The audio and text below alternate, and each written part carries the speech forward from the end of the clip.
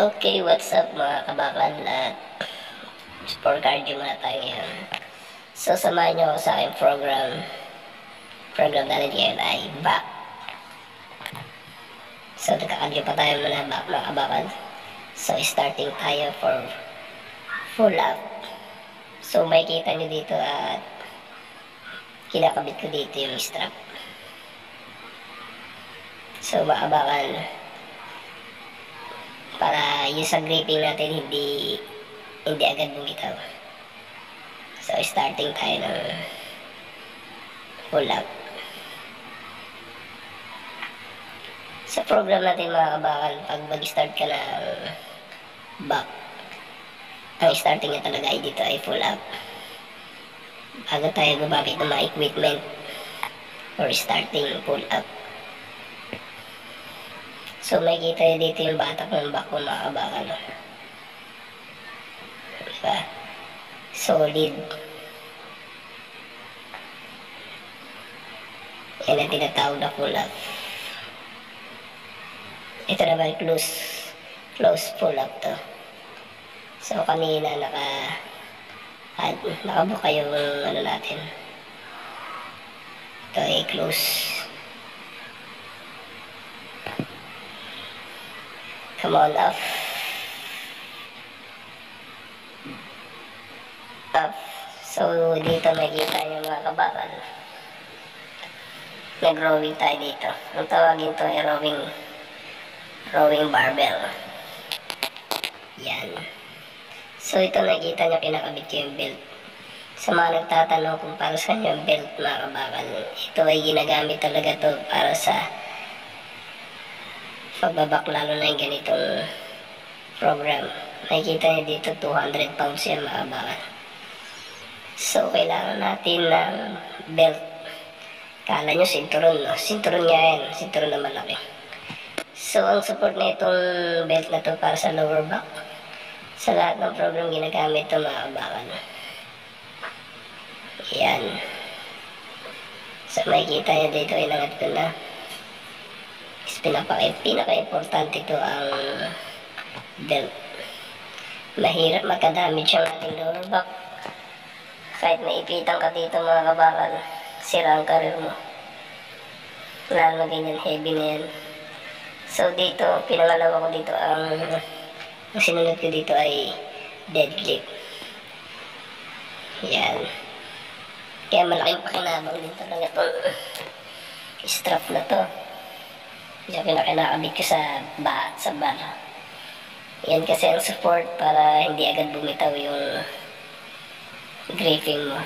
Lalo na ganyan pag heavy. Bibitaw na yan, baka makailangat ka lang. Wala na yan. So ito sinunod ko ng deadlift.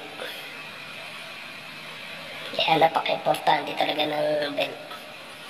So actually, naramdaman ko na dyan yung lower back ko. Medyo nagkakramp na siya. Pero, go lang mga kabakan. Alam naman natin, mahirap magganda ng katawan. Hindi naman na yun ang basihan mga kabakan.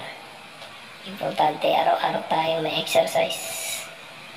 Dahil mahirap na walang exercise. So, yan, makikita nyo dito mga kabakan. So, sinunod ko na dito ay rowing dumbbell. 100 pounds yan mga kabakan. Yan ang rowing dumbbell. Sa mga nagtatanong mga kabakan, by step to bawat program. Hindi kailangan na pag nasa gym ka, ano-ano lang titirahin mo. Kailangan talaga by step to. So, ito yung tinatawag na program. Kaya mga kabakan, huwag kayong mahihiya magtanong. Dahil para sa inyo rin yan. Lahat naman tayo nagsisimula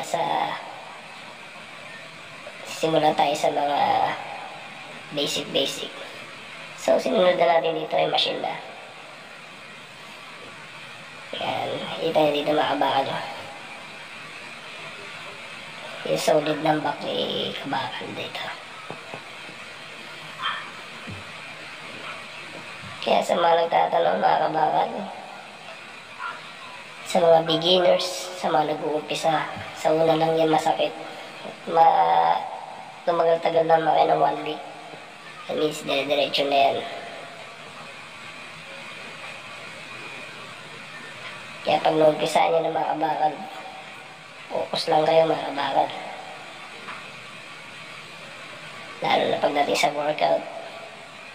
Mas iwasan nyo muna pag-workout kayo sa cellphone, kwentuhan. Kailangan pagpasok sa gym, focus agad sa inyong mga program. Dahil ito naman ang pinunta natin dito mga kabakal.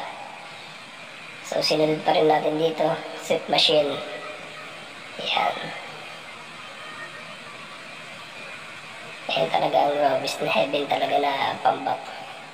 Sulit ang mga gamit dito sa MJ Fitness Gym. Puro machine, ensayo ang mga equipment dito. Kaya ano pang inaantay nyo mga kabakal? Dito lang yan sa MJ Fitness Gym.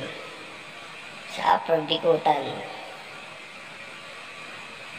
Around Bonifacio A. So gumamit pa rin tayo dito ng machine. Makikita nyo dito yung back ko mga kabakal. Napaka-solid. Actually ngayon na ako na nag-heavy mga kabakal. Yan o. So ang sinunod natin dito ay full down. Ito yung tinatawag na full down. Kaya mga kabakal sa mga nag-uumpisa, huwag kayong mahihiyang magtanong. Para sa inyo rin yan. So last set tayo sa back program. Ayan, last set to mga kabakal. Tulad yan ang sinabi ko sa inyo. Sa mga beginners, sa mga baguhan, huwag kayong mahihiya. Kung payat man kayo, mataba man kayo, huwag kayong mahihiya magtanong. Dahil sa umpisa talaga ganyan. Kaya kayo pumunta ng gym para ma-exercise. Okay?